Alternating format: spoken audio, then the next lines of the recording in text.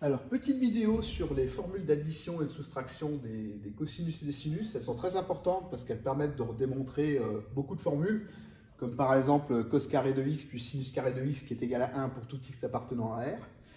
Donc c'est bien de les connaître parce qu'on les utilise dans les exercices et puis bon, c'est quelque chose qu'il faut connaître dans la trigonométrie.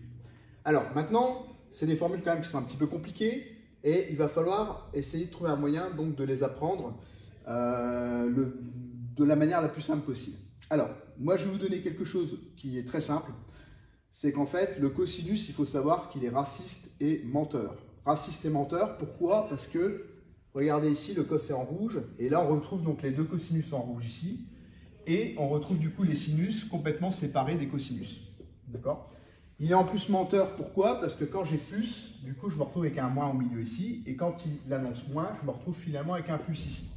D'accord? Sinon la structure c'est la même, que ce soit plus ou moins, on a bien les deux cosinus ensemble et les deux sinus ensemble. Donc ça, c'est comme ça qu'on peut apprendre facilement donc, ces formules.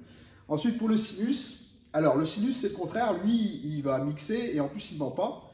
Donc du coup, ici, le plus, il reste plus, le moins, il y reste bien moins. Mais il faut savoir qu'on a d'abord toujours sin, donc le sin est toujours en premier, d'accord, en bleu, regardez ça en premier. Et on commence toujours par sinus A dans les deux formules, d'accord? Sinus A ici et sinus B ici. Et du coup, bah, si c'est A, forcément ici j'ai B, donc cos B. Et si j'ai B ici, j'ai forcément A de l'autre côté, donc ici cos A et cos A.